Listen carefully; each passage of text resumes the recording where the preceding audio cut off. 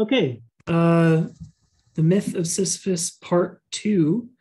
I wanted to start with a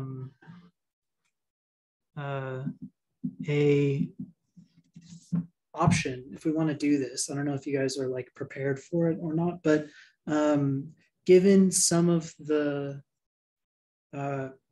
poetic flourish that Camus puts on his writing, it can sort of obfuscate or confuse. And what I wanted to do was start class with parts of the reading, either from last week or from this week, that you all found interesting, but maybe hard to parse, like parts of the book that you had highlighted or underlined that seemed to stand out, but didn't like fully make sense. And maybe we could like talk about a couple of these passages if anybody has any they'd like to share. And then we can get into the actual content for today, like go from there. So where's my mouse? Does anybody have any passages that they've like thought were interesting, cool, confusing, obfuscated that they wanted like clarity on?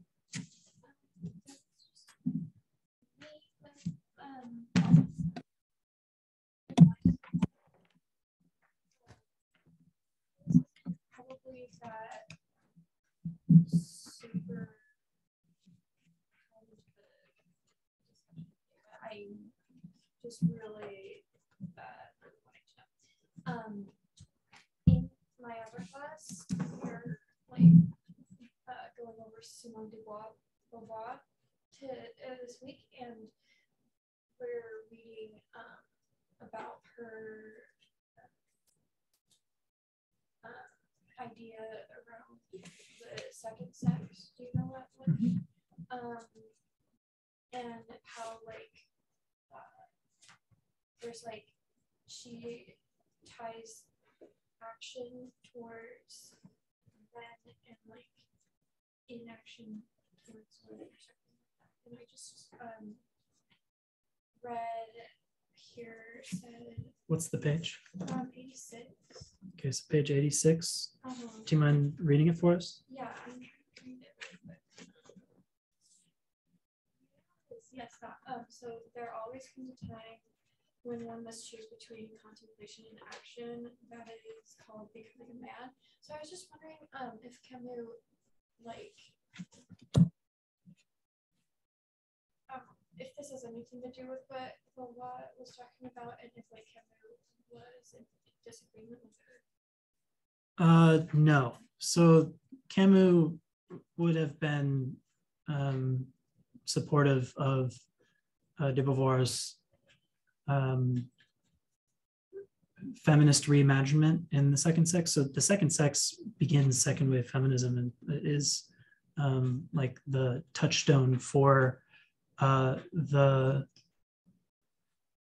development of the idea that like gender categories are like social constructs. Like she comes up with that.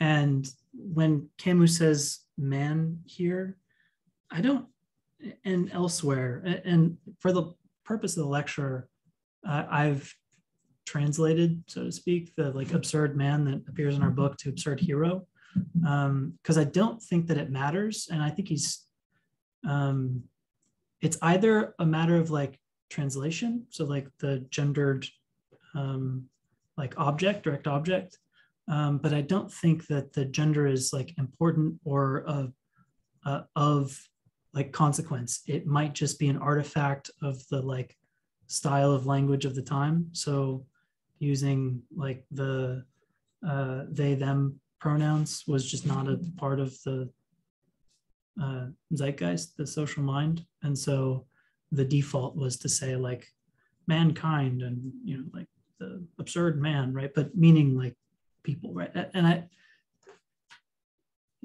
don't think that that comes with the typically gendered concepts. And so when I say I don't think, that's not how I read it. But there might be something interesting to be said about it. So I say like think in order not to like shut down the idea like that it's just not there, right? It might be, certainly. I just personally choose not to read it that way because I don't think it's important to what I find interesting in it, which is not to say that there's not something interesting to be found in it with respect to that idea. Yeah, Pierce, you had a selection? A quick question of clarification. On my version of page 90, it says, let me repeat that these images do not propose multiples and involve no judgments. They are sketches. They merely represent a style of life. The lover, the actor, or the adventure plays the absurd. Yeah. In the previous section, he mentions like the rebel. My question is, are each of these, I asked this in the discussion points again last class, are each of these archetypes in a way all rebels, or is the rebel separate in the sense the rebel doesn't play the absurd, rather the level, like the rebel fights the absurd? Each of these characters is rebelling against the absurd in their own specific way. So we'll talk about this. Sort of the structure for today's lecture is to break down the conditions, like the practical conditions of rebelling against the absurd, and to use each of these three characters, the adventurer, the conqueror, the lover, the Don Juan, and the actor, sort of by extension, the creator, the artist in general, as sort of exemplifications of the practical conditions under which one would rebel against the absurd. Will? So is Kirillov an absurd hero? Because it seems like Camus would almost like frown upon what he does by physical suicide. Because I feel like the book is ran like revolt as an alternative to philosophical or physical suicide. But he almost seems like in the second half of the book, glorified, for lack of a better word, Kirillov. But I would think from the first half that he would frown upon the physical suicide as like, because of the meaningless in the world, whatever. And he's saying he should revolt or whatever. Yeah, I think this is a great question and or objection. I have a revisionist take on it. I don't think that, at least for the purpose of the project as I'm presenting it, Kirillov should be understood as the hero that Camus wants us to be in the face of the absurd. I think Kirillov represents sort of an interesting example of a way in which suicide can be an expression of freedom. But what Kirillov fails to do, and we'll talk about this in lecture 2, I have like a slide on this, is that Kirillov fails to live a life of quantity. And quantity is like an important practical feature of rebelling against the absurd. So that'll make more sense when we get there. I think what justifies my like revisionist account of Kirillov is like not a hero, even though he's seemingly presented as a hero here, is, and I was thinking about this before class, actually, this was like the main thing on my mind, so I'm glad you brought it up, is what Camus says about Dostoevsky in writing an absurd work as like an example of an absurd artist. Like, can the artist create with like absurd logic and in consideration and lucid awareness of the absurd? Doesn't seem like creation is a kind of hope or like a kind of like crystallization of reality in a way that like purports to be true or an essence of or something, which is all to be in contradiction with the state of absurdity, which is to say that nothing can be crystallized, it's all meaningless, etc. Right? So what Dostoevsky does is he writes these characters that at once express their freedom completely and fully and logically and like rationally, but then that like means that Kirillov kills himself. And so there's like the absurdity present in the work. In the Brothers Karamazov, you have Ivan is the main character sort of like renouncing God and saying everything is permissible and it driving him insane. We have the whole Grand Inquisitor thing. And then in the end, Alyosha says, yes, and we'll all eventually go to heaven and all be fine. We'll tell each other the fun stories of what we did here on earth, right? And so the Brothers Karamazov in that sense becomes what Camus calls an absurd work, where the expression of the novel and the intent or hope that present in it like contradict one another and leave us in this absurd place. Like, do we all go to heaven? Is that the message, or is the message like the Ivan bit where everything is permissible and the contradiction represents the work as an absurd work of art? That is not explicit in the myth of Sisyphus, but that is how I understand Kirillov as an interesting feature to exemplify an absurd hero, but is ultimately like a failure, but like is still like consistent with the project because Kirillov is representative of like an absurd work of art. So as an absurd work of art exemplifies like the work of art that works in the absurd, but as a character, like, no, we should not embody Kirillov. And in fact, in The Possessed, Kirillov writes a suicide note for the sake of his nihilist, somewhat communist friend that doesn't tell anybody about the suicide that he commits. It says like, oh, I killed this other person and now I'm killing myself. And so like his whole act is to be this one first act of freedom that the whole world knows. And so all of a sudden, like, we can all be free now too. But nobody actually knows that. It's only like, I think it's only Peter and Stavrogin, the two like mainish characters in Possessed, that know Kirillov in that way. And the whole rest of the world is like, so he caused all that havoc over there, right? So it doesn't seem like the world is made free in the way that his suicide is inspired rationally to do. You're right. I just wanted to give my take on Kirillov too, because I thought Sure. about it quite a bit. But the suicide that Camus doesn't endorse, I think, is like the kind of suicide where the world crushes you and you say, life sucks, I just want out, like I'm suffering. I think Kirillov is different because that's not his reason for suicide. I think his reason for suicide is, and I can't find the passage, but there's something about, how God becomes mad around Kirillov. Kirillov is maybe different because he sees the absurd, he understands the absurd, and his act of suicide is more like him becoming God because he is now deciding his fate instead of letting some other outside force decide his fate. It's not like a suicide of, well, the world's crushing me, everything sucks. It's more like I'm doing this one act and it's my own free act and I'm controlling my fate and taking my fate into my own hands. That was kind of my take on it. Yeah, that is the way that it's presented in the essay. Is that because it's a free expression and like perfectly rational and like a use of absurd logic to get you to the point of suicide, like it's all permitted in the system. The only practical condition that isn't met by that perspective, which is what's presented, that's like what Camus says, you're exactly right, you read that perfectly and expressed it really well, is the ethic of quantity thing. So like the quality of your rebellion doesn't matter because every like form of rebellion against the absurd in full lucid awareness of it is equally consequential, right? Because it's all equally meaningless ultimately. And so it's better that we do more rebellion than less, says Camus basically. But like if your absurd logic leads you to rational or logical suicide, as Kirillov's is described as being, then you don't get that quantity thing. And so if Kirillov is a hero, but the ethic of quantity is necessary, then you have a contradiction. And that might just be something that Camus needs to be committed to. And Sartre was less than nice to Camus, but isn't completely wrong in saying that Camus' philosophical prowess, like his understanding and use of argument generally, was on the weaker side. This might just be a feature of that skill being less honed than, say, Sartre's or analytic philosophers or whatever.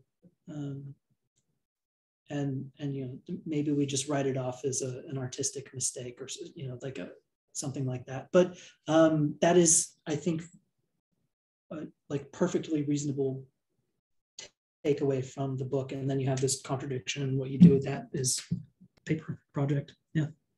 Were there any other passages that we wanted to bring up? Yeah, Shane. A small one that got to me that we probably won't go over, so I'll bring it up here. Do you have the page or quote? I don't, unfortunately. I have no idea where You just remember it. Yeah. Is Camus saying that Ivan and Nietzsche recognized the absurd, and because of this, they end in madness because they refuse to commit philosophical suicide. So why does Camus advocate then to recognize the absurd? Because it seems like Ivan, like I thought to myself as a knight of infinite resignation, but it seems Camus doesn't think that of Ivan, because I don't think that he thinks Nietzsche is that either, and he compared them on a similar level. So there are people that recognize the absurd in like a lucid way that Camus seems to advocate, but they end in madness. But he doesn't seem to propose a solution for that, or is Sisyphus the solution to that Nietzsche and Ivan didn't come to? So maybe the second thing is right.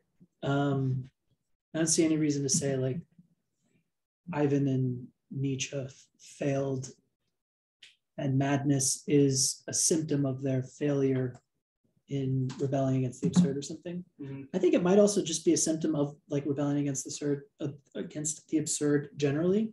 So think Don Juan, right? Like gets old and ugly and looks at himself in the mirror and thinks, I can't like romance anybody anymore. I'm unlovable, right? And still has this conception of like, but I could start all over again. Although my fate is determined, I will not love again. I could, right? I have freedom to do so. And it might just be that eventually the body and the mind wear down, and in this constant state of rebellion, you slowly break down to a point where you can't even say, yes, it will be okay. Yeah. Right? You just are like, woo. Yeah. Right. I think that's maybe another take. Okay. I think both are sort of interesting ways to consider. Any other passages before we move on? Yeah, Cole, and then did anybody online have anything they wanted to clarify? No? Okay, so we'll do Cole, Ashley, and then move on to the lecture. So I have 2 lines to clarify. The first one on 67, all systems of morality are based on the idea that actions that has consequences that legitimize or cancel it. And the other one that Ashley said on 86, there always comes a time when one must choose between contemplation and action. This is called becoming a man.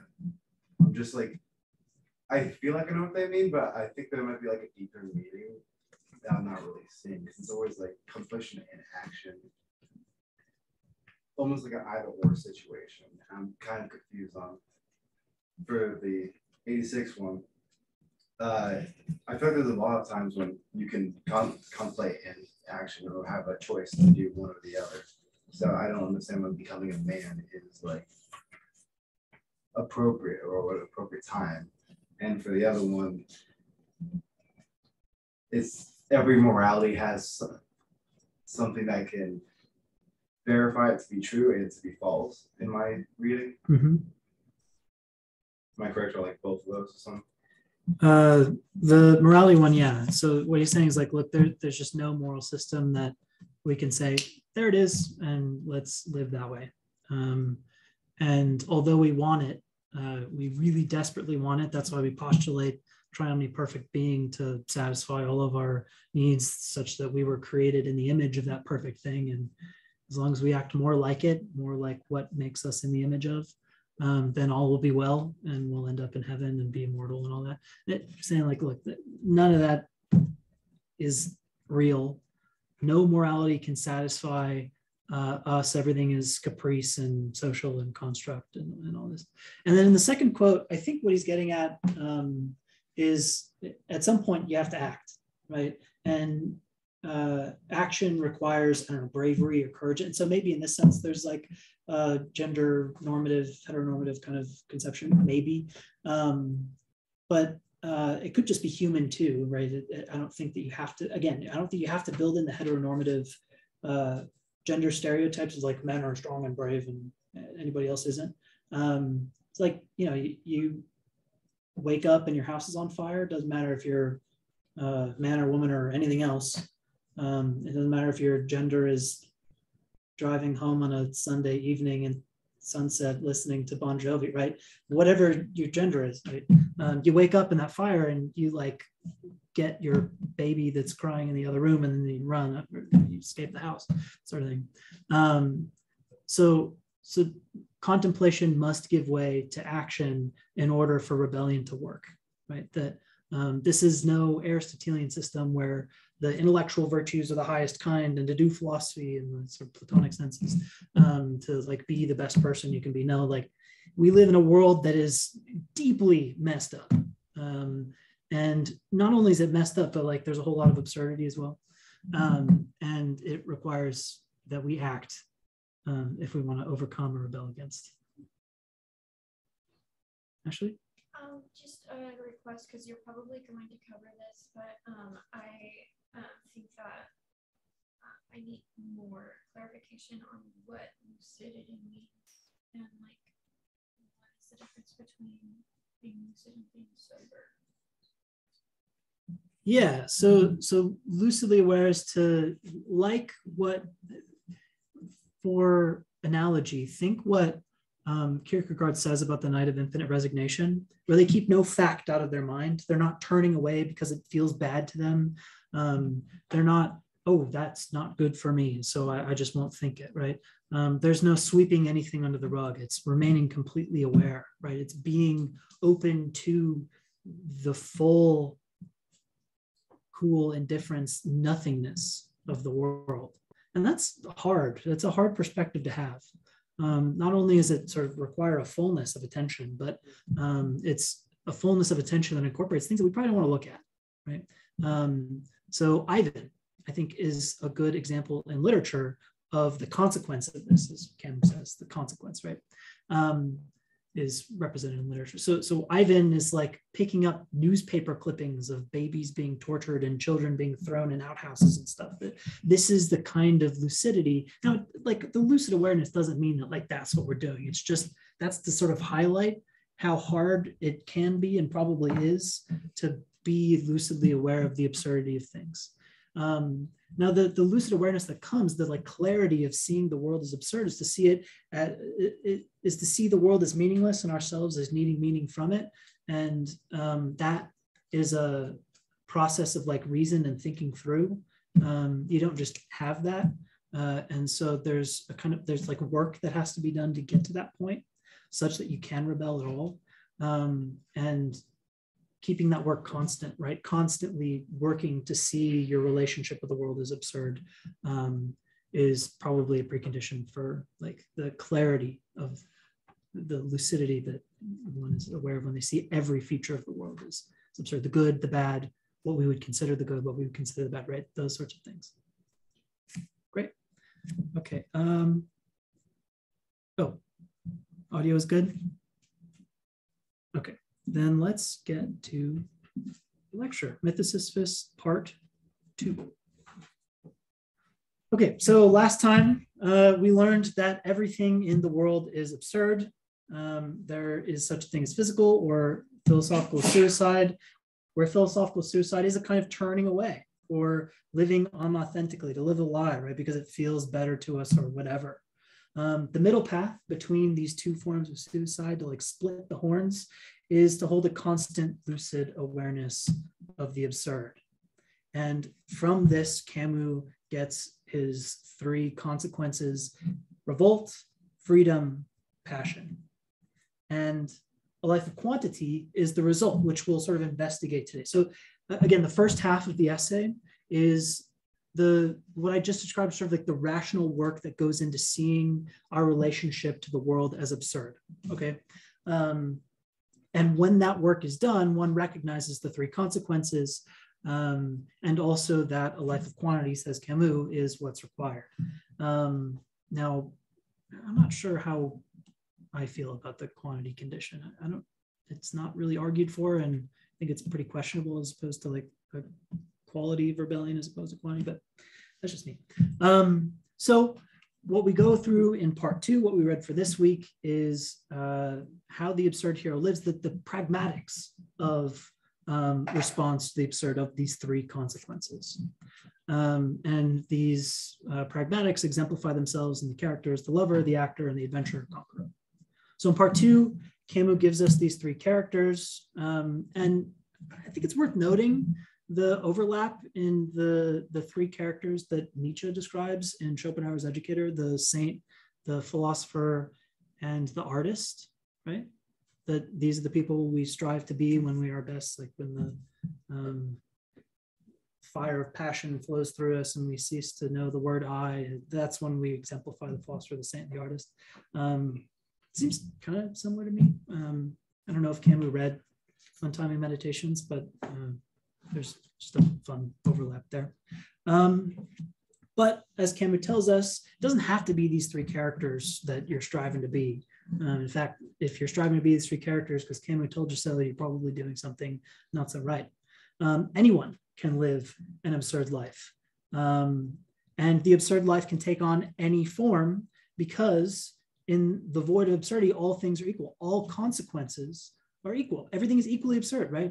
Absurdity is thick. It's all the way through. And the distance between us and the world is unbridgeable. And so we recognize that fact and we revolt against it. And there's some common qualities shared by absurd heroes, people who live this kind of life and are in rebellion against the absurd. One is what I call the tragedy of fate, which is that you live without appeal. You don't say, well, things might get better for me, or they would be better if, or damn you world, you like nihilistically just say nothing matters, whatever. The tragedy of fate, I'll tell the story of Oedipus, which Camus brings up quite a bit. Oedipus represents this, where Oedipus is damned by fate and recognizes this. And he accepts his fate because he has to, but he recognizes, I'm not responsible for this. And so there's this sort of tragic, we need what we can't get. We won't ever get it. We're fated not to have it. And so the expression of freedom, in spite of that, is sort of like what results from this tragedy. Another quality of the absurd hero is this ethic of quantity, right? So again, if all consequences, all actions, all ways of living are just the same, then it doesn't matter what we do to rebel, it's all the same. And so missing premise, as far as I know, and then inference to, therefore we ought to rebel a whole lot, right? The quality of our rebellion doesn't matter. So quantity is better. I get that, like, the quality of rebellion is like how you do what you do, or like the for the sake of sort of role in causing your, like, what does he call it? Vive savoir, like your reason for living, right? That thing. Like it can be grand, but like why you need a lot of it? Like what's the difference between one instance of rebellion against the absurd and two? It seems just like the quantitative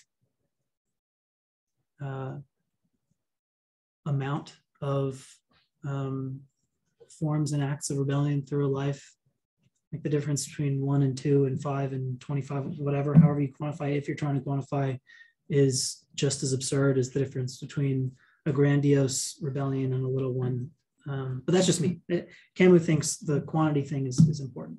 And finally, the will or reason operates under the strictures of absurd logic. So we recognize the absurdity of our condition, and this causes us to reason using that absurdity, which looks pretty similar to Kierkegaard, right? That the leap of faith is to use the absurd to overcome contradiction. Camus' form of absurd logic is strange. It seems to just like revel in the fact of contradiction. It's not trying to overcome or say through God all things are possible, and then it recognizes that nothing is possible. But it seems to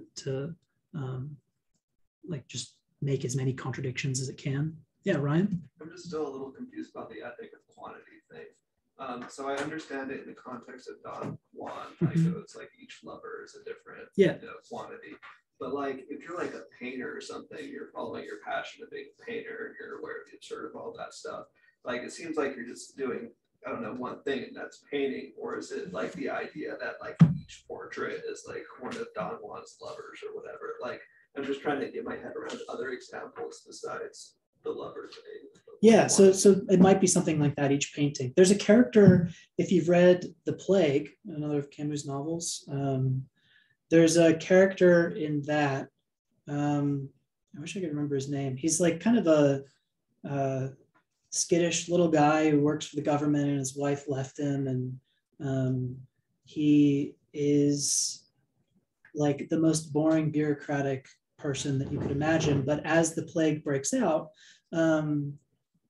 is inspired. Everybody changes. The characters sort of all become their truest form of themselves, except the main character, who just like remains who he is because he's an absurd hero. But this character is trying to write a novel, and he writes the same sentence over and over and over and never gets it right, because he wants it to be the exact representation of the feeling that he knows it ought to be and maybe perhaps could be. And it's not until he dies that like he does it, and it's kind of a bad sentence anyways. But I think this might be a consequence of not having an ethic of quantity, that this character dies and doesn't represent sort of absurd heroism because they only finished one sentence. And what does that really do? Wouldn't it be great if they wrote a whole book full of sentences that were all in rebellion against the absurd, something like that, right? So as a reader, we get the sense that the character like kind of did it, but still it's a bit tragic. And so maybe that helps exemplify ethic of quantity stuff. We'll talk more about it as we go. I'll go through each of these conditions individually. Great. So the absurd hero's relationship to fate, the tragic notion. The absurd does not liberate, it binds. It does not authorize all actions. Everything is permitted, as Ivan Karamazov says. This does not mean that nothing is forbidden. The absurd merely confers an equivalence on the consequences of those actions. It does not recommend crime, for this would be childish, but it restores remorse to its futility. So what's Camus saying here is saying that, look, the fact of the absurd, if the world is meaningless and our actions in the world are likewise meaningless, then it doesn't matter what we do will be meaningless. Now Camus is sort of defending himself from that instant objection, like, can I just like go on a murder spree and it's all just the same as handing out candy to burn victim children in the hospital or something, right? Like, and no, that's not the idea. The idea is just that our feelings about what's good and bad are sort of empty, and they don't and shouldn't be what guide us in moral action. Now, why we shouldn't kill people and go on the murder spree, like what actually makes that not a good form of practical reasoning or behavior, he deals with in The Rebel. It's the next book. And we'll see next week in Sartre's existentialism is a humanism where radical freedom is the everything is permissible idea because it's all the same in the absurd. And so if we're all radically free and everything is permissible, whatever we do, says Sartre, we command as a universal truth for all people, this is permissible, right? So if I murder somebody, then I'm saying that not only could I have done that, but I did it. So anybody who is in my position could also have done the same thing. By performing an action, we realize its possibility and actuality for the rest of humanity. And so we're like infinitely responsible. We're responsible as far as like all other people can follow in our footsteps. And so wouldn't it be better if we all did stuff that sort of in a Kantian sense brought about the form of the kingdom of ends, or whatever, if that is a reference that you get from taking other philosophy classes. So thus, Oedipus at the outset obeys fate without knowing it, which is the whole point of the Theban trilogy. But from the moment he knows his tragedy begins, yet at the same moment, blind and desperate, he realizes that the only bond linking him to the world is the cool hand of a girl, his daughter Antigone. Then a tremendous remark rings out, despite so many ordeals, my advanced age and the nobility of my soul make me conclude that all is well. So Oedipus is the son of the king of Thebes. And the king of Thebes gets this prophecy told to him that your son is going to murder you and marry your wife and cause the downfall of your entire family. And so the king, thinking, shit, has his farmer servant take his newborn baby Oedipus out to the cliffs to leave Oedipus to die. The farmer is not able to bring himself to leave a baby to die, and so like saves the baby. And the baby was like, they like put rods through its feet and arms, so like it can't move and it just dies. That's how they did it. And this ends up being important later because as Oedipus grows up, he becomes this big hero that defeats the Sphinx by saying that it's like the riddle, what walks on 4 legs in the morning, 2 legs in the afternoon, and 3 legs at night. It's a man. Yeah, it's a man. That solves the Sphinx's riddle, saves Thebes, and the king is like traveling one day, pisses off Oedipus because it's like, yo, I had my blinker on, and the king was like, but I'm the king, and he says I'd right away, and then they get in a fight, kills his dad, unbeknownst to Oedipus. His dad returns to Thebes, and now the queen is unmarried, and all the Theban people love Oedipus because like he saved the city. So they say, hey, you should marry our queen and become our king. We feel we're great about that. So Oedipus says, great, I'll do that, and marries his mother, unbeknownst to him, and goes on this quest to discover the truth. And the goat herd tells him, yeah, those scars, like you're your father's son. And Oedipus realizes what he's done. He's had 3 children with his mother. He's murdered his father, and in a fit of agony and rage, grabs the brooch from his mother wife's neck and stabs his eyes out with it. And then his wife kills himself or kills herself. And then he goes and like wanders the land. And at the end of his life says again, look, I didn't know that I was marrying my mother, that I was making my brother, daughter, or my sister, daughter, and brother, sons. I didn't know that the man that I killed was my father. And all of these things are really terrible things to do. And you do not hurt your family in ancient Greece. If you do that, bad things happen. But he didn't know that's what he was doing, nor did he intend it in that way. And he says, look, I never intended any of this. Fate decreed it for me. And so though I have suffered, I must accept the fact that fate drew these straws for me, but I don't have to feel responsible for them because it was fate that did it. I didn't intend, nor would I have, right? I am now a good person, or I've always been a good person insofar as I was in control of it. And so despite my many ordeals, my advanced age and the nobility of my soul make me conclude that all is well. The nobility of his soul being his ability to like accept fate, but see himself as not responsible, right? To have the freedom to say, yeah, screw you, but I see that nothing else could have happened. So with the makings of an absurd hero here. So the absurd is like determinism. The effects of our will are without ultimate purpose.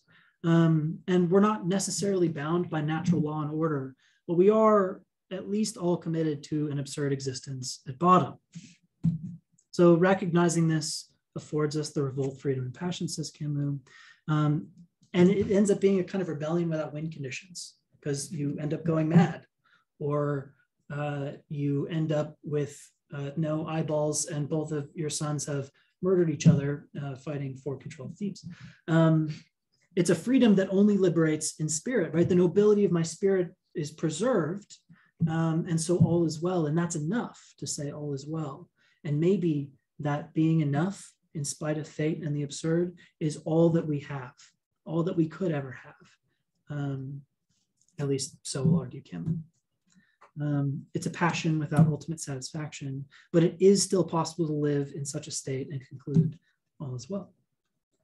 We may not succeed, but in depleting ourselves in rebellion against the void of absurdity, we may still find inner repose and calm, which again should draw parallels that we were drawing last week between sort of the Buddhist project of awareness of the meaninglessness or the non-identity of the world and the emotive or spiritual power that that has for us. Similar for Camus, that the statement all is well seems to be the result of rebellion in its ideal form. So what good Oedipus has done of his own will, he remains proud of, and what he's done that isn't so great, he wasn't in control of, and so he can't feel bad for himself. Recognizing his fate and his liberation is absurd, but he does it, and he dies at peace. Another similar overlap with the ancient skeptics, who would, for every proposition proposed, would give an equal and opposite proposition to contradict. So like they thought we can't know anything. There's no such thing as like positive knowledge, at least the Pyrrho's skeptics, the Pyrrhonian skeptics. But in this state of non-knowledge, of contradiction, we get what's called equanimity, right? We have this tranquilitas of the soul, this spiritual resolution. Similar sort of idea that we're getting from rebellion against the absurd. Okay, so tragedy, fate, now the ethic of quantity. So we're going to do this thing. I'm going to present an argument. I don't know if I've done it in this class yet, but we'll go through it and I'll give you some strategies and then we'll look at it. So what I'm about to do is like give you a form of an argument in outlined form. So one, premise, all consequences of actions are equal in the absurd. The only well-lived life in response to the absurd is to act in rebellion against it. This is like what we got in the first half of the novel. Therefore, any action taken in rebellion against the absurd will be equally consequential, right? Because everything is equally absurd. Another premise, the quality of an action is determined by its satisfaction of some end or its consequence. So the pleasure that I get from having one bite of ice cream is less than the pleasure I get from having a bigger bite of ice cream, right? Seems to make sense. If all actions are equally consequential, then the quality of actions cannot determine better from worse lives lived. And so there's no difference between a smaller and a larger scoop of ice cream if they're both equally absurd. So from 4 and 5, an action's quality has no bearing on rebellion against the absurd. But if the quality of actions cannot determine the better from the worse, then the criteria for life well lived must be in the quantity of actions performed in rebellion against the absurd. So in conclusion, lives well lived are those that engage in a large quantity of actions that rebel against the absurd as opposed to give us large quality. So what we're gonna do is play this game, what's wrong with the argument? And some strategies for playing this game. You can reject a premise. So you choose a line that has a P on it and you say why you think that's wrong, and then explain why, if this premise is false, the argument doesn't work. You can also reject an inference. So one of the steps with an ampersand, and say why the two premises fit together, but we shouldn't think that the inference that follows from them. Or you can say that, look, you've constructed the argument wrong, just to say like critique the form as I presented it. So what do you think? What's wrong with the argument? Please. I think you might be able to reject the first premise by saying that consequences aren't equal, because that would mean they're identical, but we can tell that consequences aren't identical. Different things happen when I do different things, so they're not equal. Yeah, so the fact of a consequence of action, so like if I flick this finger or this finger, a different thing happened, right? Would be like a true difference. But what about the quality difference? Do we think we can tell the difference in a world that is supposed to be like fully absurd all the way through, meaningless, that the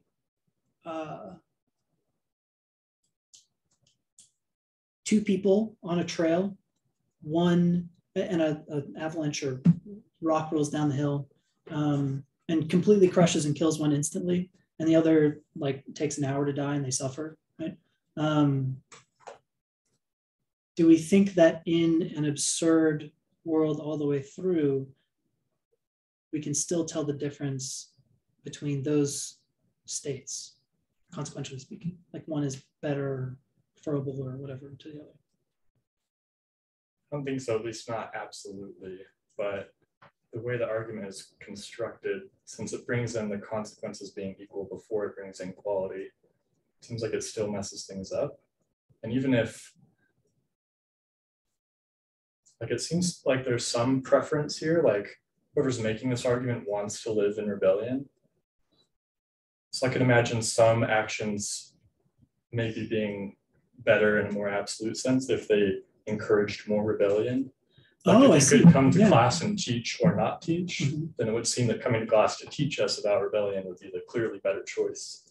Yeah, cool. I don't know what Kim would say about that. So the idea, I'm understanding it, is that even if you emphasize the primacy of the ethic of quantity, like more rebellion is better than less, even if it's, like a really powerful rebellion, 3 little ones or whatever.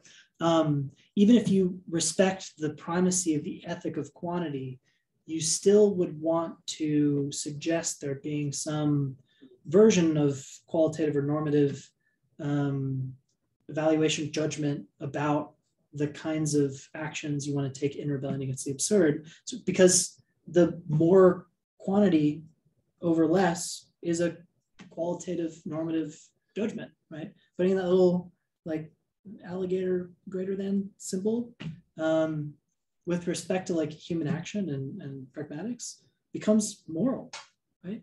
And 3 is greater than 2 is a kind of qualitative good. Yeah, cool. I think that's pretty devastating for this set. Thanks. Pierce and then Ashley, and then Pierce, Ashley, Ryan. The premises that I'm like maybe having a hard time like following the gift that is 4 and 5, those 2 premises where it says the quality of an action is determined by the satisfaction of some end or its consequence, and then he says if all actions are equally consequential, the quality of actions cannot be determined better or worse lived. I find that I can't tell if I'm wrong, that seems somewhat contradictory. Because he's saying that a quality of action is determined by satisfaction. And he's saying that if all actions are consequential, the quality of actions cannot be determined better or worse lived. That, to me, that seems contradictory. I don't know, maybe it's like me. That's what I see like the flaw there. Yeah, so that's supposed to be the point, right? That the contradiction means that the possibility space gets limited, such that step 6 is what we're left with. An action's quality has no bearing on rebellion against the absurd. So the inability of the quality of an action to distinguish consequentially a better and a worse life means that what's left is quantity. Unless we listen to Jason's argument. Ashley? I reject the first premise because I think that there's a nuance being looked over. I think that all consequences of action are equal to the absurd, but I wouldn't necessarily say in the absurd because a different way of looking at it could be like if you were to read a fiction book, that the actions that take place within that book matter in the book, but not to the world outside of it. So I'm trying to say that like in the grand scheme of things with heat death and everything, nobody's lives matter, but when you look at like a smaller limit, which is like our lives in our social net, things do matter. Yeah, I think this is another really cool way to undermine the argument, is to say, look, the absurd is thick and ubiquitous. It's everywhere. And maybe even in its worst case, it creates glass phone booths between all of us, right? Where we're all just like looking in on the dumb show, right? But for ourselves, we're inside that phone booth and our conversation seems to mean something to us. And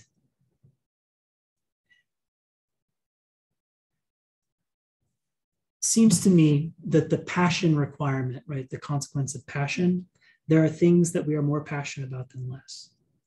And even if just internally, we can distinguish the things we are more passionate about than less, and not like what makes society or like interpersonal relationships work or whatever, even just like in our own individual phone booth, that it's important that we do what we're most passionate about. Because if we were forced to do what we were least passionate about, or if that's all that we had, the project of rebellion would be much harder. Now, Sisyphus, I think, is an interesting example because, I mean, the way that Camus seems to say it is that Sisyphus makes pushing the boulder up the hill what he's most passionate about. But it seems to be all that Sisyphus can do. And so what choice does he have? Yeah, so there's a sense in which maybe if we're not just pushing boulders up hills and that we really do have some sort of expressive choice in how we act and what we do, that it's important to recognize that the more consequential, the more passionate our works and acts are, the better off we'll be in maintaining a lucid awareness of the absurd and in continuing to rebel against it. I think that's a good point. Cool. Ryan. Yeah, mine's really similar to Pierce's, but I was seeing friction between 1 and 4, I think. So 4, the quality of an action is determined by its satisfaction of some end or its consequences. Like, I understand that, I agree with it. So the consequence of me receiving the $1 bill will have more satisfaction than the action of me receiving a $100 bill. And that's the consequence of receiving the different, quantity of dollars or whatever. So that means that different actions will have different satisfaction levels and therefore have different consequences. But one is saying that all consequences of action are equal in the absurd. But I mean, 4 seems to contradict that, because 4 seems like it's saying that no, I mean, that different consequences do have different, levels of satisfaction. So all consequences are not equal. I mean, if there's different levels of consequences. Good. So this is, I could have been better about how I presented this, but still, like the objection is true for Camus, that quality just can't exist. There would be no such thing as quality, right? If the criterion under which quality is its own distinct concept is moot, then so is the concept, right? No, all there is quantity. But it seems that even internal to quantity and really internal to like us and our own projects, quality is not a concept that's moot. It is important. And it might also be that the abstraction from an emphasis on quality makes the project feel a little inhuman, right? That what do you expect of us, Camus? Right? That's too much. I'm no Sisyphus, right? Like I'm on board, I'm interested, but I'm no Sisyphus. You got to give me something, right? But maybe this is why we're not meant to be absurd heroes. Dylan? Well, in that case, you have to totally throw out 4, because it says quality of the action is determined by the satisfaction. And yet you go down to 6 and 7, and they both tell you that quality means nothing. Yeah, exactly, which is Camus' point. But it sounds like we don't want to be committed to that. And maybe we don't need to be committed, or maybe, sorry, it sounds like maybe we need to be committed to a conception of quality in order to manifest rebellion as Camus wants us to.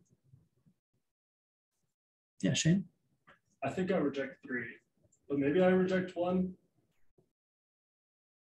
Why is I that? wonder if I can do both. But so if we agree that like every action has like the same consequence, so every utility from an action is 1, but we have to split up actions to get a quantity, then some actions do have more consequences than others if they have future consequences over time, almost like a passive satisfaction from life. And so, but if we're to then say that like that action's future utility, so all the ones that come after are the same, it's just that one, you don't get to count the future ones, then we can't count the quantity of an action, because then you've said that like one action now and all its future consequences is one action, then there's no quantity anymore because everything is just one action. Yeah. So you kind of like, it's like imploded. As long as you do it once, you've done it. Yeah. May as well care love yourself then, right? Yeah. Yeah. Good. So this sounds like a development of Jason's point, right? Where the idea being that to assume that like 3 instances of rebellion is better than 2 or whatever is to like appropriate a concept of quality. But say we don't, then you get an Achilles and the tortoise kind of problem with inference. So Achilles and the tortoise is, it's this Lewis Carroll objection to classical logic, the rule of modus ponens, which is if P then Q, P therefore Q, or it's the most basic form of inference. So if it's raining, then the ground is wet, it's raining, therefore the ground is wet. So what Achilles says is like, hey, you agree if P then Q, right? And the tortoise says, yeah. And you agree that P, right? And the tortoise says, yeah. And Achilles says, well, then you agree that Q. And the tortoise says, no. And Achilles is like, why? Well, because you haven't given me the premise that connects those two through inference. And so the tortoise says, what you need to give me is if P then Q, then Q. And Achilles says, okay, I've given you that. Now, do you agree, Q? And tortoise says, no, because you need that conditional plus the last one, right? So like, he's just saying like, look, the glue that infers, like that's us assuming something works when we don't actually have it written out before us that it can. So similar here, if we break up at each instance of a quantity, a single instance of rebellion, and we don't recognize the greater number as being greater or less, like there's no quality feature that Jason wants to build in, then every instance of absurd is just enough. And we have to be like short-sighted and can't even look at any other instance. It's just the one lover, one free suicide, whatever. And that doesn't seem to be what Camus wants either. That he wants us to like live on in spite of the absurd, not just to like rebel and say, okay, see ya, I'm done, right? Flux. So I reject number 4. Okay. Because it says the quality of an action is determined by the satisfaction of its end, but the argument doesn't talk about the quality of an action being determined by the action itself. So like if I'm playing or like if I'm drawing, then I'm drawing because I like the action of drawing and not necessarily because I like value the constant like the finished drawing. Cool. And then I was thinking of a piano example. If I played one song I really want to play versus 10 practice scales or something, technically 10 practice scales is more quantity, but I enjoyed playing the song that I wanted to play. Yeah. So this is, I'm going to feed it back to see if I got it right, because I might be importing my own interest into this, because I think it's interesting.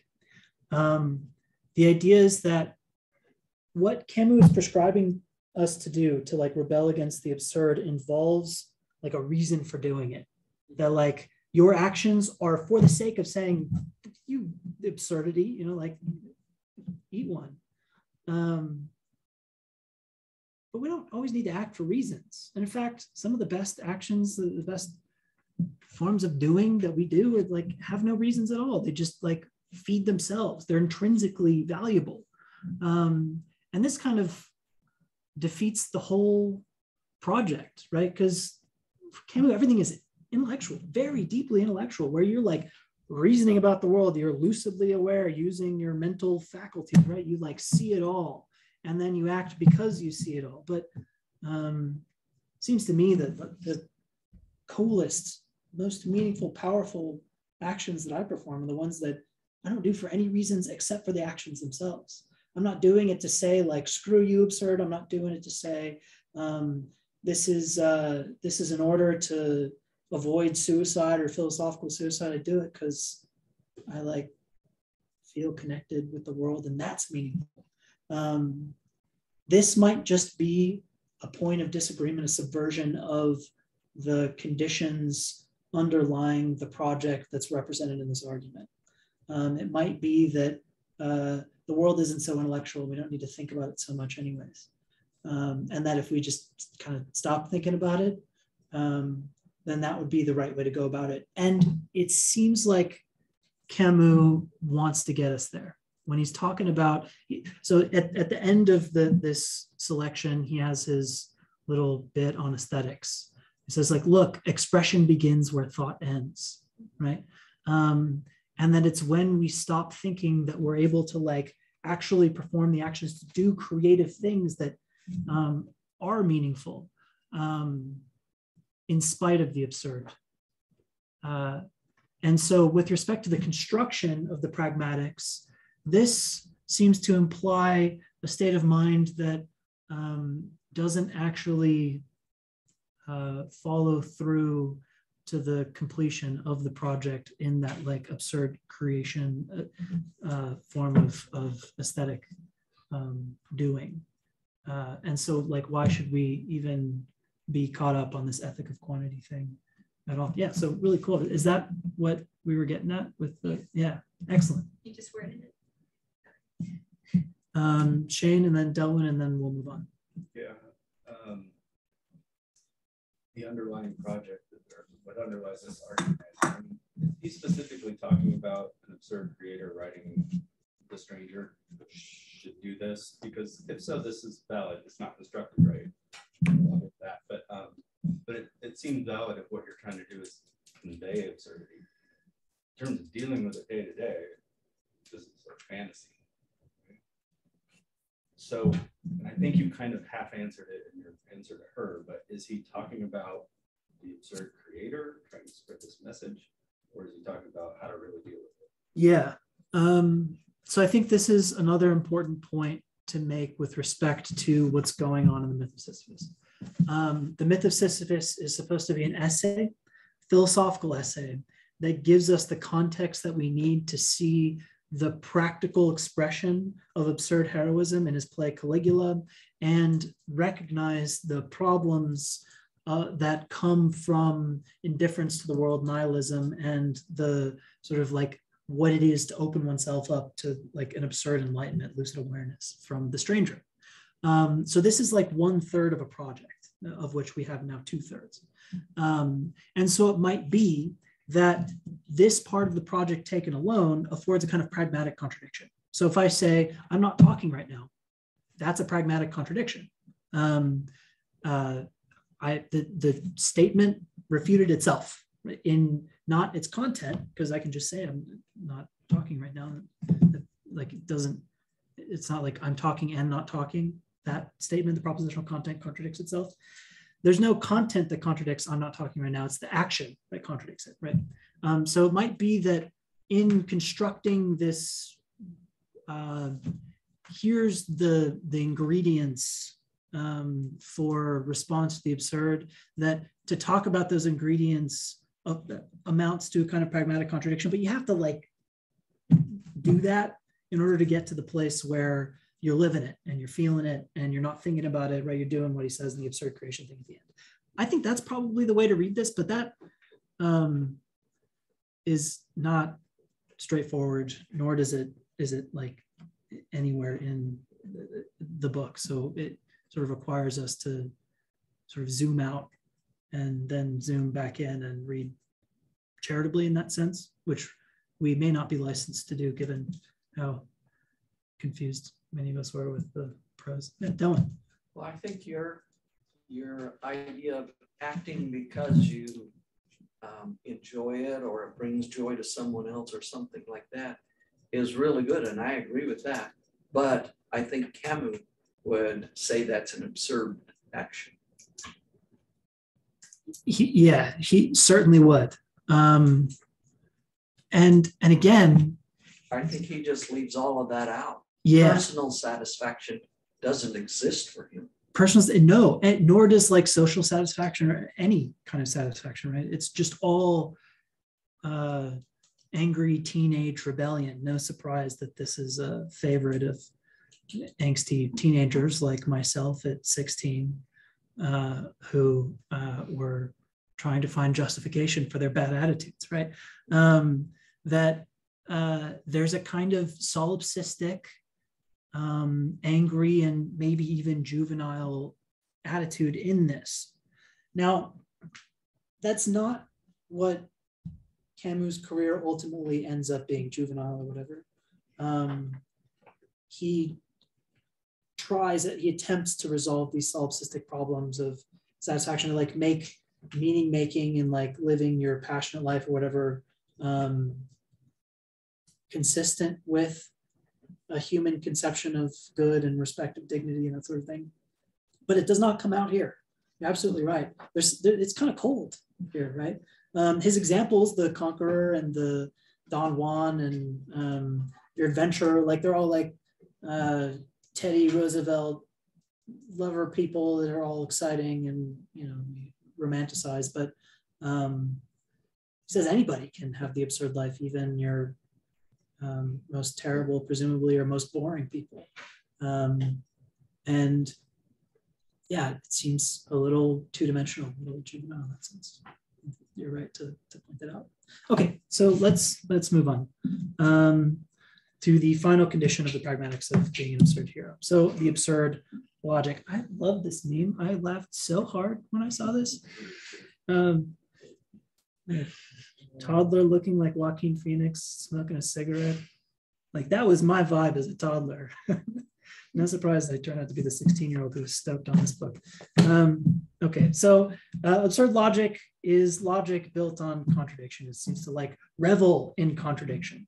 Reason still spins, but its threads flying every which way. And what binds together the inferences of an absurd logic, the man God becoming God man, killing oneself to express freedom, but nobody knows that it's happened, very strange, are only the three consequences: revolt, freedom, and passion. From these three perspectives, all is permitted. But let's not be grotesque, says Camus. We don't mean to like kill people and do whatever we want. We mean that we need to respect that remorse and satisfaction and hope are all just sort of meaningless, empty concepts. So Kirilov's suicide is an example of this logic. We've talked quite a bit about it. And here's the slide that I said I would discuss when we chatted about Kirilov at the beginning of class, that the difference between the existentialist and the absurdist is that the existentialist commits to quantity rather than quality. Camus never called himself an existentialist. It was only Sartre and de Beauvoir for a little bit that did, and then she like stopped calling herself an existentialist. And here Camus uses the name existentialist. During this period, he was friends with Sartre and probably would have privately considered himself to be a part of the school of existentialism, though never like publicly professed.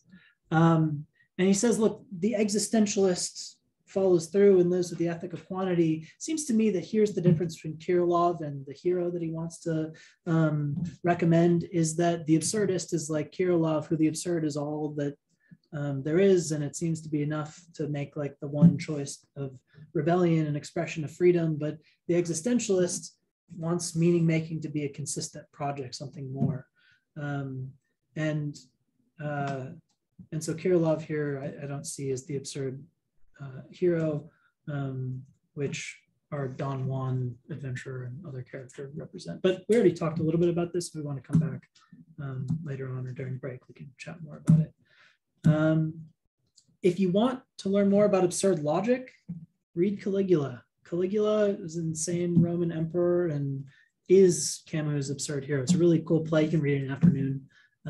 It's very fun. And Caligula does everything insane. He like murders people and says strange things and sleeps with people's wives. And you get the sense that he's the sort of dude that likes to use other humans as a restroom. But also at the same time, you kind of like and respect him. Yeah, sort of, maybe not. It's a very strange emotion that comes from this character, but the character just like lives in the absurd logic state of contradiction all the time and being a ruler, deciding what to do. Okay, so the lover, the actor, and the adventurer. These are our three characters. So Don Juan, our lover character, loves equally many times. That every love is an expression of a new love, and it's not a collection. It's not like one love is better than the other. It's just to act, to love is the ethic of quantity. And every love is complete through the project, though the project of loving never ends, which is the absurd logic. And the lover dies alone. Don Juan is old and wrinkly and unloved and alone, completely separated from the world, which is his tragedy of fate, that the lover will lose his body. The mime or the actor, every role is a complete life and being whose existence flickers between the polling open and the closed theater of your 3-hour play. Right, which is an ethic of quantity, that you take on all of these characters.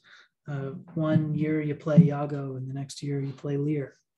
Lives, narrative, and story all complete themselves through actors who must then return from their constructed world to reality and absurdity. So you go from this constructed world on the stage, embodying this person, becoming them truly, if you're the perfect sort of actor that Camus envisions, and then you return to your human life, and you have to like flip-flop between a story that's meaningful and expresses something, and then living a life that is void of all that.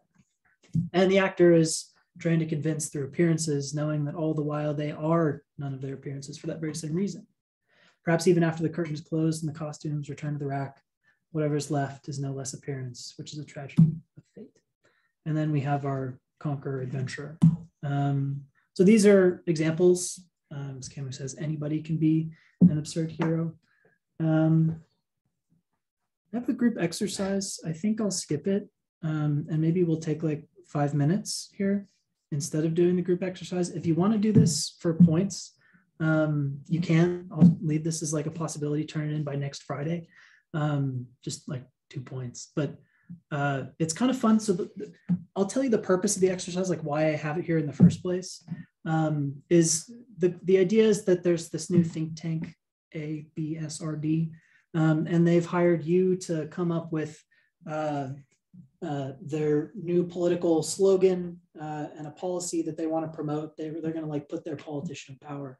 So the idea is like, it's a fun exercise. It's a meme, but it's supposed to get you thinking about like what, say like, okay, Camus, we agree with you. Now let's make this real. How that would happen, right? Like how you would create a social fabric underwritten by this lucid awareness of the absurd with respect to the three consequences. So a fun exercise that's supposed to get you thinking about like how to actually implement and what that would look like. But instead, we'll take 5 minutes. I'll pause the recording, go have a break, and then we'll finish up with the end of. Okay, so back from break. Now that we've seen the examples of the pragmatics of the absurd heroes, we're going to talk about Camus' understanding of aesthetics and creation with respect to absurdity, which I think is supposed to be like his ways of being this absurd creator, artist, is to be the Don Juan, the adventurer, or the actor, right? And when Camus says, look, anybody can do it, any life can satisfy the conditions of the absurd, that it's this artistry stuff, this aesthetic stuff that he's really getting at. So as he says, all those lives maintained in the rarefied air of the absurd could not persevere without some profound and constant thought to infuse its strength in them. It is merely a matter of being faithful to the rule of the battle. That thought may suffice to sustain a mind. War cannot be negated. One must live it or die of it. So it is with the absurd. It is a question of breathing with it, of recognizing its lessons and recovering their flesh. In this regard, the absurd, joy par excellence, is creation. Art and nothing but art, said Nietzsche. We have art in order not to die of the truth. And so this, I think, is like the real spirit of really the whole mythos, the whole essay is in this spirit and sort of culminates in this next section, which Camus is saying, to live in lucid awareness of the absurd is to become depleted eventually. And to be depleted is not only to lose the battle, but also the will to go on fighting. And yet there is an energy persistent in us that continues to inspire rebellion, an energy gained from breathing with the absurd in and out artistically. One profound and constant thought is all it takes to find this strength. What's your passion? And how can artistic inspiration of this sort avoid philosophical suicide? Well, the absurd discovery coincides with a pause in which future passions are prepared and justified. This should sound a little bit like affirming the eternal recurrence, right? Where we find our one constant thought that gives us strength, and that becomes the principle under which all of life can be made meaningful. It's similar sort of language.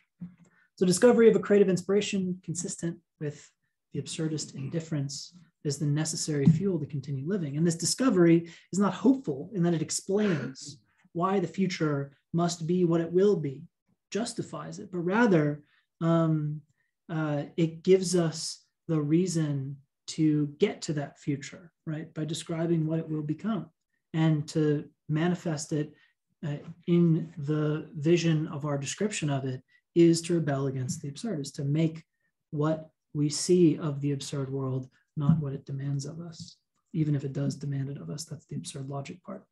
So meaning is made by describing the absurd as you know it through your experience, not explaining away. And what you know the absurd to be is your own fated lot. It's who you are, lover, artist, adventurer, or anything else. This Georgia O'Keeffe is in the Chicago Institute of Art. Every time I go, I stop and look at it because I think it's really cool. It's her interpretation of music visualized. I think it's awesome. So for an absurd work of art to be possible, thought in its most lucid form must be involved in it. The work of art is born of the intelligence refusal to reason the concrete. It marks the triumph of the carnal. Does anybody want to interpret this one? What does this mean? I remember like the passage it came from. Yeah, Shane? I'll try to reason it and maybe answer my own question. If I'm right, then I guess that's it. But like, I took art not to be like, I always get stuck when philosophers say art because I always think of like the colloquial definition of art, which would be, you know, paintings and whatnot. But I think art in this sense is like anything that's like born of passion and maybe outside of reason, which I think coincides with what, sorry, I don't know your name, but you said with the piano, which would be like some things are more like they bring to you the reason to do it, like there's no external reason, and that is art, which also makes me think it's like a rebuttal to his thing. He like contradicts maybe himself a little bit here. But back to describing that, refusal to reason the concrete is just doing things for yourself, for outside of logic or reason, and it's just purely for your whim. Whim may have a bad connotation, but I think it may describe it. Yeah, so the idea is that the intellect sees the world as some conceptual set of features and objects and ways that it could be, should be, or would be. But there's this artistic drive in us that takes those objects of mental representation of the way what the intellect perceives of the world, and it goes one step further. The intellect can't say truly what they are to us. Right? It's not able to go so far, but insofar as that creative drive operates through us, it's able to take what we see and what we know through the intellect and transform it through this mysterious process that the intellect is unable to operate on and produce art, whether it be a novel or a dance or a painting or any form of aesthetically charged product. That is enough. And expression begins where thought ends, right? So I think Shane is right that maybe we're seeing something that looks like a contradiction of an earlier sort of construction from Camus.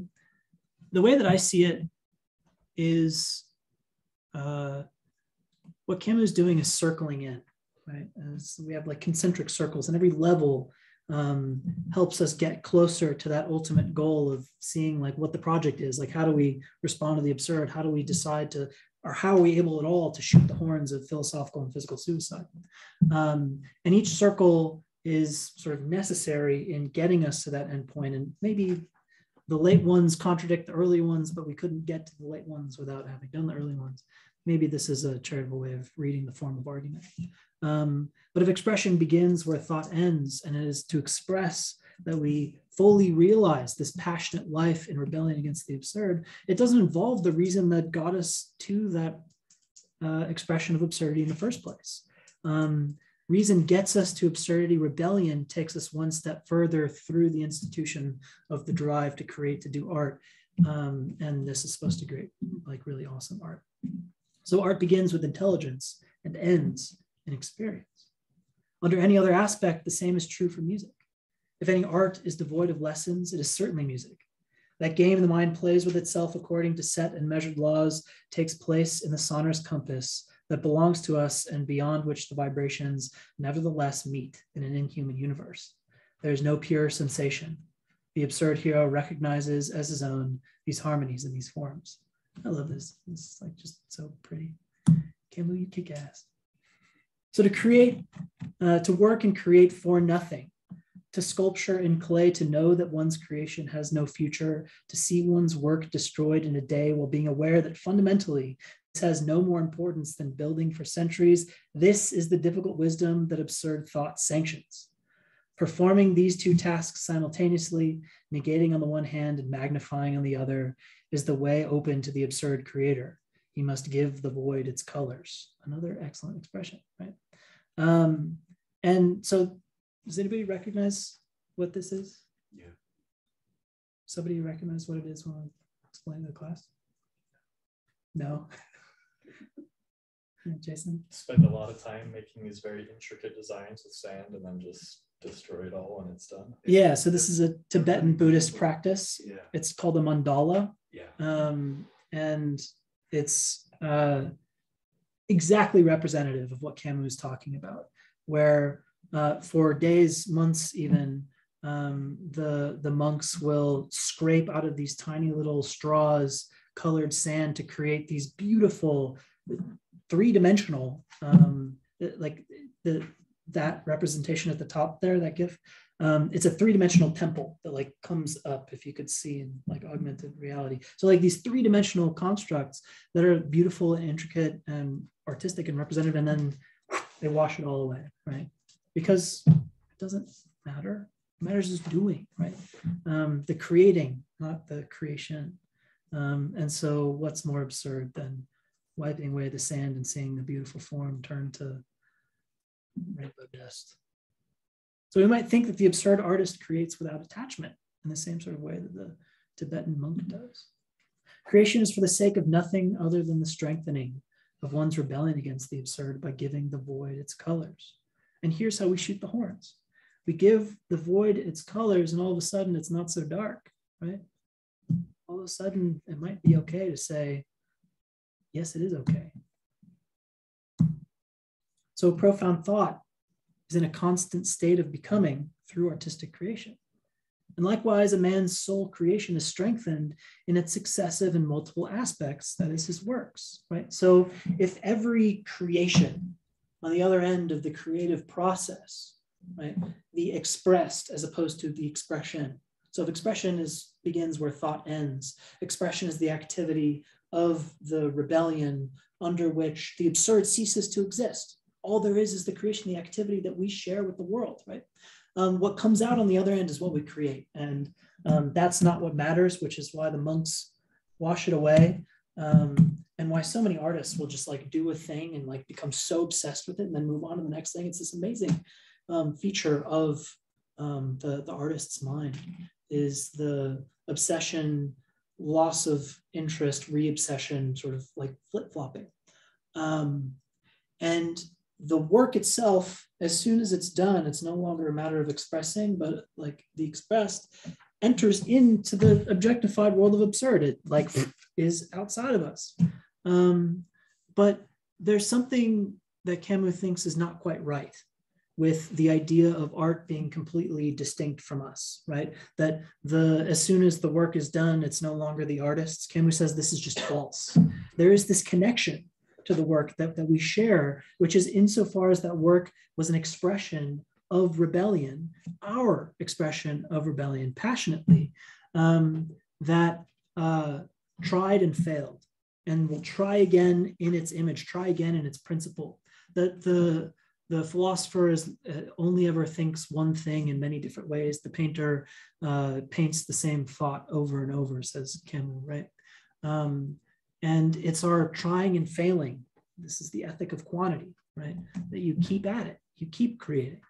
And it's from death, for instance, that these works derive their significance, or in fact, the expressing, the production of these works derive their definitive significance.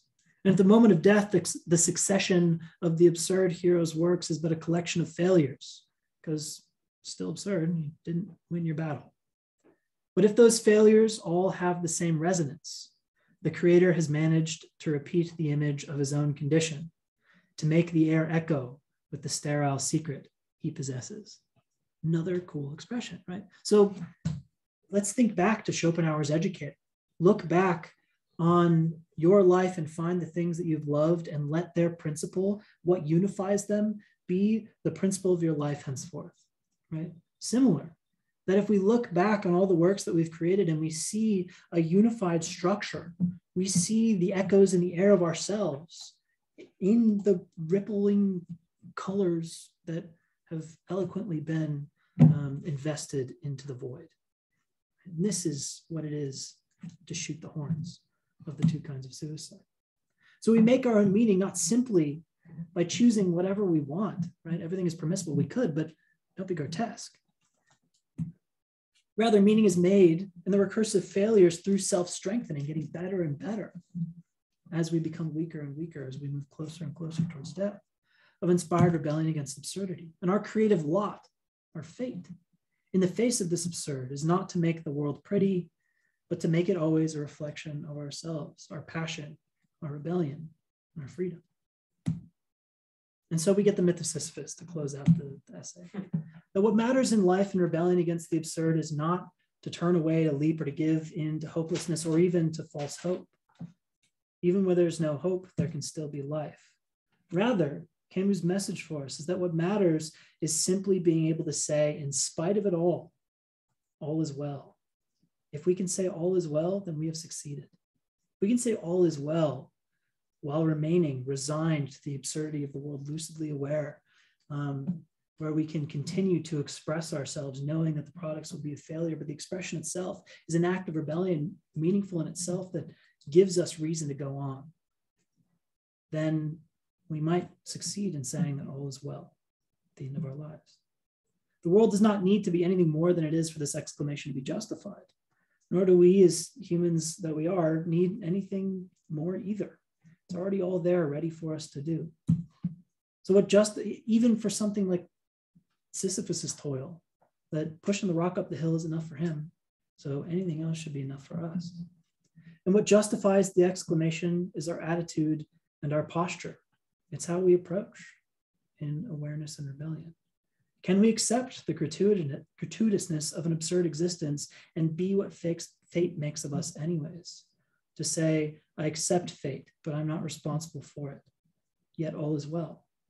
Are we able to find strength in no other source than what it is to be ourselves, in spite of the gratuitousness of the absurd? And if so, how could anything be possible but to exclaim, yes, indeed, all is well? And so Camus loses. Next week, we will read Existentialism is a Humanism. So far, the obfuscating poetic language has been not fun to read. Sartre is very clear, and it will give us a clear picture of what the person who invented existentialism thought existentialism was. And so all of the concepts we've been floating around, like freedom and authenticity, of existence preceding essence, the problem of being, of absurdity, and our interaction with an absurd world and with each other, all of that should hopefully become a lot more clear with Sartre and existentialism as a human. So I'll see you all next week for that. We have 3 more weeks of class and then we're done. So yeah, see you next week.